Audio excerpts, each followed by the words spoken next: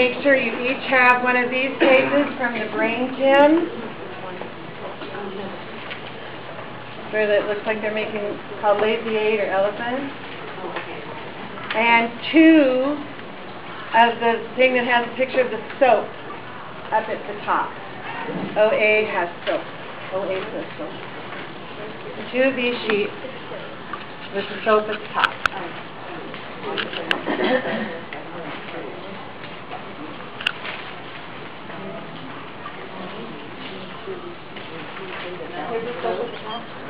This is Star Wars.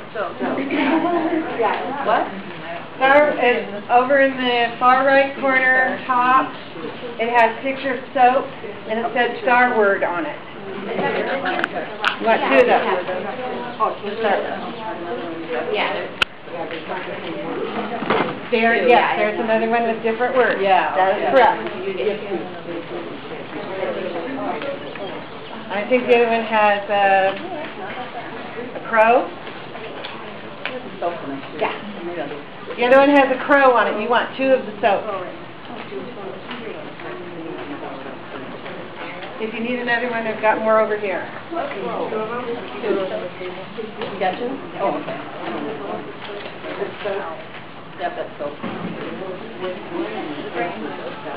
You see how confusing this is for the kids?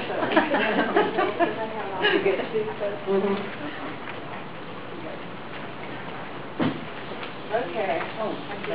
My name is Wendy Weir. I have taught 2nd and 3rd in the past, and at this time I am tutoring for a nonprofit organization. We tutor kindergarten through 3rd. We're homework tutors for children who are coming out of a failing school with very limited English. We see 15 in an hour. 15 come in, we do our thing, and they leave, and then another 15 come in.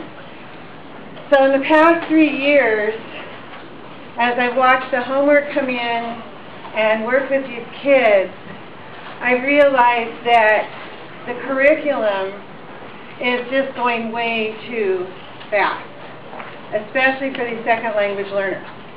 You know, when you get to, and we're going to concentrate on the long vowels, because when they get to the long vowels in about 2nd grade, starting in the 1st grade, they kind of go, okay, A consonant E says A, AY says E, AI says A, EIGH says A. That's the one that really they just go, there's not an A in there.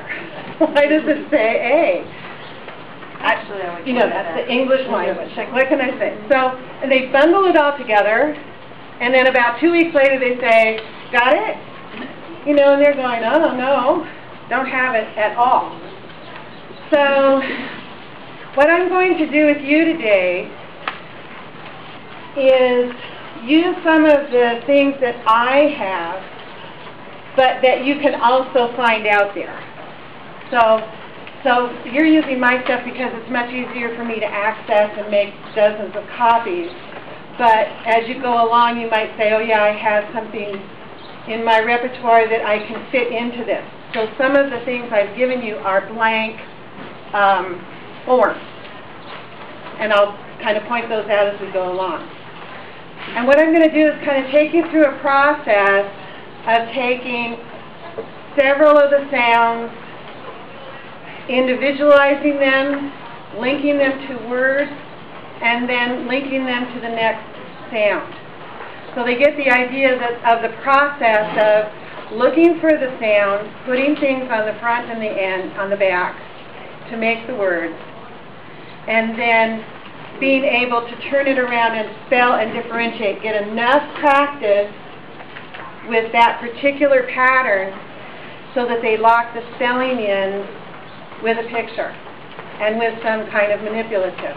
Because that's what it takes. It takes hearing, speaking, seeing, touching, working to get it all locked in, especially if the language is different. So, one of the things that helps with that whole process is the brain gym. Are any of you familiar with the brain gym? Oh, good, a couple of you. what the brain gym does is give you some exercises to link the right and left brain. The reason we want to link the right and the left brain is because one side is very structured, the one they need for language. Just think how hard they have to organize to take a sound, put it in a word, then put it in a sentence in the structure of the language that they are required to do it in. Because the structures for different languages are different. So that's one side of the brain. The other side of the brain says, wow, that's a cool book, I love the pictures in it. So that side of the brain is the big picture side.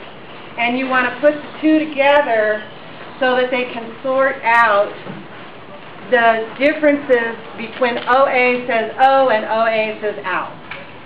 They need both sides of the brain. So what you want to do is they've got a series of exercises that cross the midline. So it's as simple as like this, or like this. So you notice I'm going in back and forth. This one here is one of my favorites, called the elephant, or the lazy 8. And it goes up, all the way around, and down, and then up, and all the way around. And you notice how I'm going from side to side, all the way around, both hands. So you can do it with one hand, then the other hand, and this is really great for your left and right kids, both hands. So they're integrating right and left. The website is on here for you. It's called the Brain Gym. You can go to the website. They've got all kinds of activities, all kinds of things to help you kind of get started. They have like a poster of the different exercises. You can just put it up in your classroom. One of the things that I will say, my own personal experience is, you need to be consistent. You need to do it regularly. The best way to do